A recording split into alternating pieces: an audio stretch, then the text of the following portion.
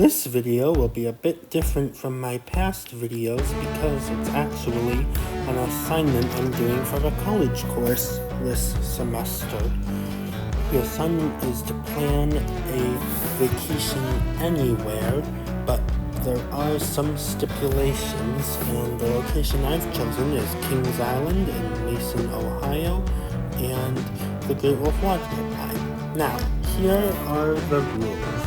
First off, I have a budget of $5,000 and I cannot go over. This is money that includes hotels and travel, as well as tickets and food. In addition, I must bring 3 other people with me for a total of 4 people on this budget. So I'm planning on bringing my mom, my dad, and my friend Sophia along with me. The final stipulation is I must pick when I am going. So in this scenario, I think I will be going in April 2025, around the time the park opens for the year, so it's not too crowded. With that out of the way, let's get planning this vacation. Before we get too deep into this trip planning though, I would like to take a moment to talk about why people travel to vacation destinations, especially theme parks.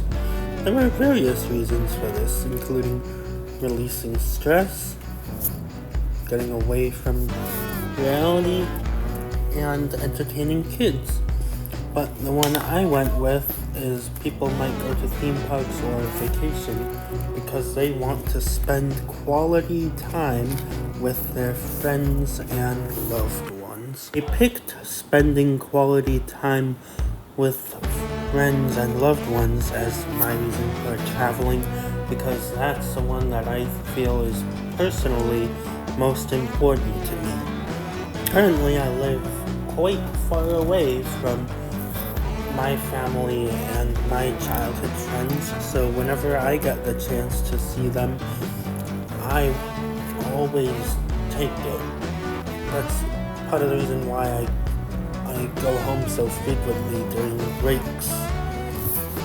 And believe it or not, theme parks are a great place to spend quality time, with 23% of people across the world saying in a poll by the company YouGov that's the main reason they go to theme parks for quality time. This includes 19% of the Europeans who were polled and 28% of the people in North and South America who were polled. So, a lot of people come here mainly for quality time. Now, here are a few facts about Kings Island that I thought were interesting, and hopefully you find them interesting too. First, Kings Island opened in 1972 and was owned by Taft Broadcasting Corporation, a company that worked very closely with Hanna-Barbera. Kings Island was owned by 4 different companies before it joined its current chain. First, as I said, it was owned by Taft Broadcasting, who operated it under the Kings Entertainment Company banner, and that was from 1972 to 1992 when it was sold to Paramount and became Paramount's Kings Island and got a movie theme, so rides like Top Gun and stuff, before being sold to Cedar Fair in 2006. And Cedar Fair was its owner for a long time before they merged with Six Flags, meaning its current owner is now Six Flags Entertainment Corporation, the same people who own Six Flags Great America in Illinois. Kings Island is also home to 15 different roller coasters, making it the park with the 5th most roller coasters of anywhere in the world, which is quite impressive when you think of it. I'm planning on taking public transportation with my 3 guests to get to Kings Island, and the first step in this route is to take the Van Galder bus from Madison to Union Station in Chicago, so that then I can catch the second bus. So I went on the Van Galder website and I looked up tickets. I decided to go with 4 round-trip tickets, one costing $67.25.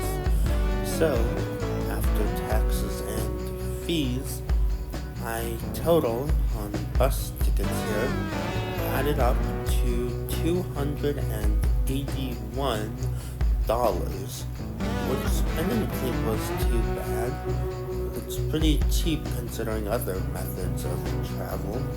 After subtracting the $281 from my initial budget of $5,000, I was left with $4,719, which was still plenty for what I wanted to do. The next leg of the trip was getting from Chicago to Columbus, Ohio. I would do this via Greyhound, which was a bit more expensive than the Van Galder, but not much more expensive. So once again, I bought 4 round-trip tickets.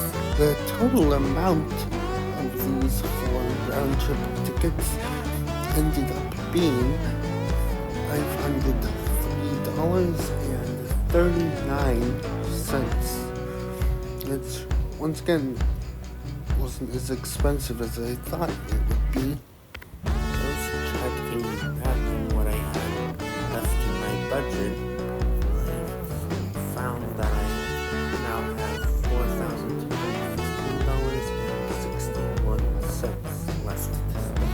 The next step involved getting from Columbus down to Cincinnati, and this would require taking another Greyhound bus. This one is probably the cheapest bus I've been on so far, but not the cheapest one of the trip. And once again, I had bought 4 round-trip tickets, so that we can make our way back using public transportation too.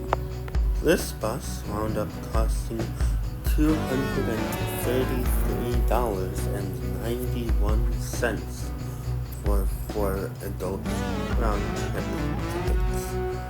So I decided to subtract that from my budget and see how much money I ended up with. Long story short, after doing some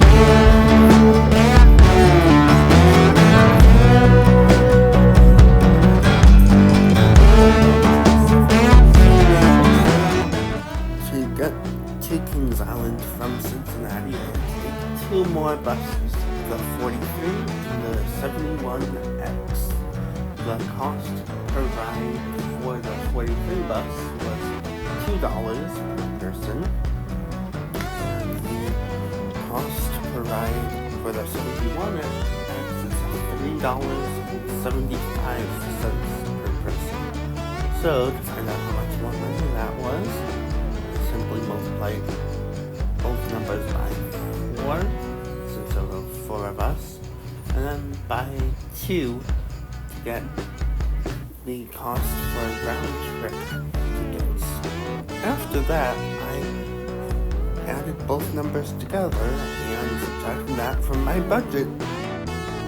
All these bus trips combined left me with $3,921.70 left for my vacation.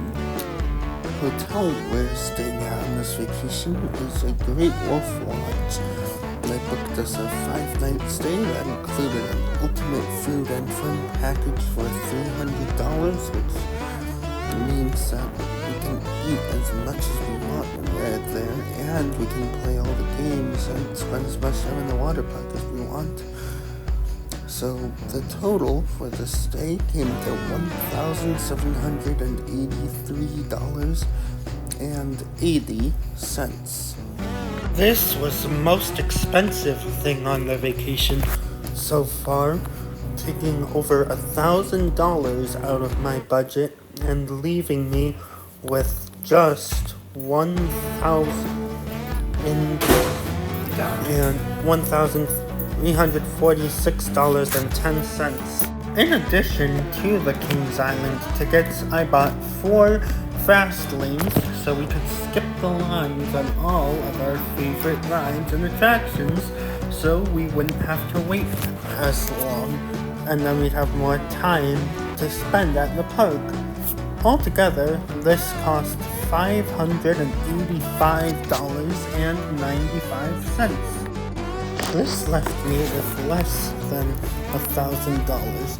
The exact number was $760.15, so now I had to be a bit more frugal. For those that are unfamiliar, Great Wolf Lodge is a chain of hotels with water parks attached that are all over the US, Canada, and pretty soon they'll be in Europe, with one coming to England.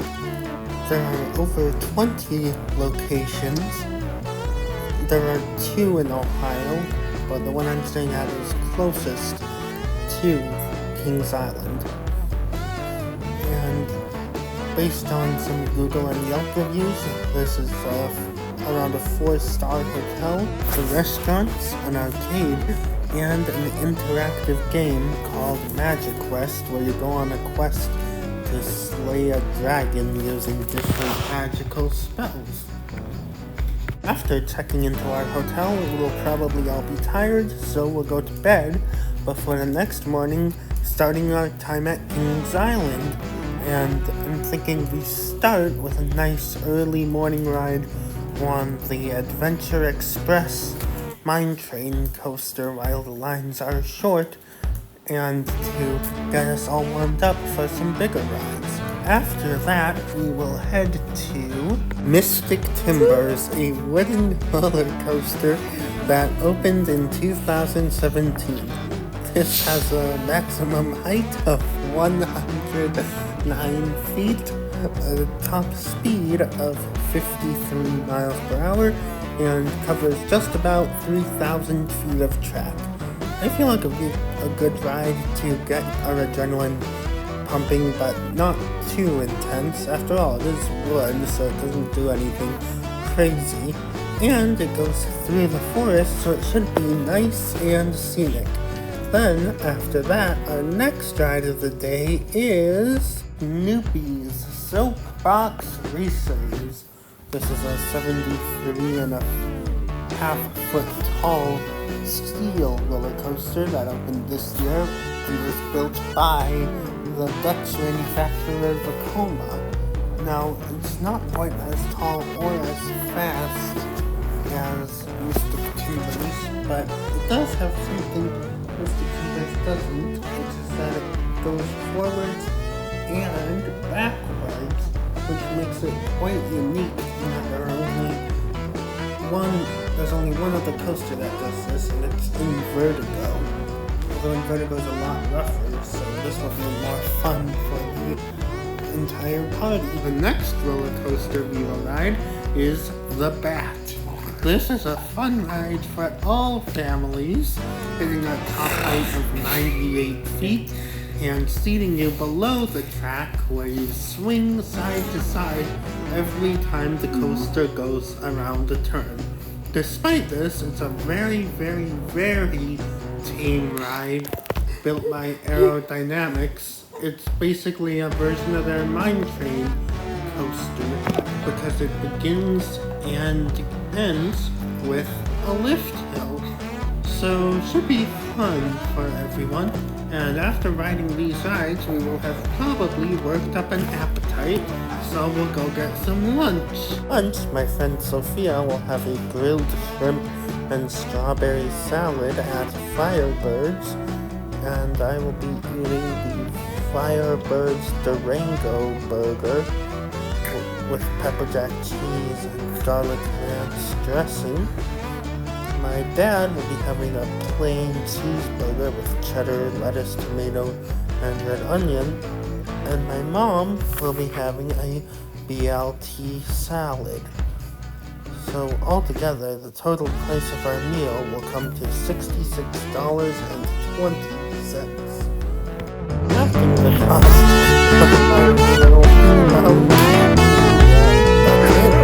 was left with $690. Next ride, once we get back to the park from our lunch, will be the racing. This is a 1972 wooden roller coaster built by John C. Allen. It has a top height of 88 feet, a top speed of 53 miles per hour, and something that is really neat about this roller coaster is it actually has 2 tracks, so you can race the neighboring train. I feel like this would be fun for like a little competition during our vacation, a little like low stakes competition. Plus, it doesn't do anything too thrilling, so it should be fun for everyone, especially people who are scared of big drops. After the race, our party will split up. Some of us will go to the front of the park to ride some smaller flat rides, while the rest of us head to the back to ride Orion. This roller coaster opened in 2020, and it stands 287 feet tall with a 300-foot drop, goes over 5,000 feet of track, and hits speeds of 91 miles per hour. But it doesn't go upside down, so it's rather tame for a coaster with its height and speed. All it really does is make a bunch of turns and tiny, shallow drops. After Orion, we will go on Boo Blasters on Boo Hill. This is a fun little shoot-'em-up style dark ride where you basically rip off Ghostbusters, hunting down different monsters, and, well, as the name would suggest, you're blasting them. This is like not really high-tech, more 2D with like cardboard cutouts that rise and fall, but still should be a bunch of fun for our family. And then after that, I feel we'll just walk around the park, re-ride some of our favorite rides, and then eventually we'll go somewhere to get dinner. Here's everything we're having for dinner. Now, all of this is going to add up to $72.90. Subtracting that from my budget leaves me with $621.05. And then I'm thinking the next few days we'll just chill out at the lodge, maybe play some Magic Quest, definitely go down some of the water slides, since there isn't really much else to do in the town, so it's basically just go to an amusement park, spend time at Global Lodge, kind of like a nice relax and unwind, get away from the chaos of it all vacation, and then we'll go back to Madison. Some of the accommodations at the Great Wolf Lodge in Mason, Ohio are an indoor water park with water slides and a wave pool and a recreational pool with basketball hoops. There are 100 rooms with attached bathrooms and closets for towels and shirts, as well as a secret second room for younger kids that is kind of shaped like a log cabin, which is a pretty neat touch and goes well with their theming. For food, they have several restaurants, some of which are buffets that set out multiple options for entrees, appetizers, and desserts. Kings Island also offers different food options. However, unlike Great Wolf Lodge, there are limited areas to get for meals, and there's usually things like funnel cakes and ice cream as their main food offerings. So don't expect anything healthy here. Kings Island also has gift shops. So if you enjoy the ride and you want to buy merchandise of that ride, you can. This is also found in other areas of the hospitality industry, like hotels. In addition, Kings Island has multiple themed areas that tells different stories, like there's an area themed to a meteorite coming and wiping out most of life on Earth, and an area themed to a jungle. Overall, I'd say both Kings Island and Great Wolf Lodge are great places to vacation, and they cater to pretty much the same audience. So overall, this area will be a great vacation destination for families and people with young children and teenagers to go just take a little break, escape from their daily job, and just enjoy themselves for a little while. So, that was my vacation. As you may remember, the budget for this vacation was $5,000, and I spent $4,378.95 of that budget, leaving me with just $621.05. So overall, I think I did a good job sticking to the budget and doing anything too dramatic with it. And yeah, I'd like to thank you all for watching. I hope you enjoyed this video. I know it isn't the conventional type of content, and you'll probably be seeing more of that later. I would also like to thank the following people for letting me use their videos in this presentation. I'll put their names up on the screen now and also in the description, so you can all watch their videos when you have time. I'll see you all next time. Bye!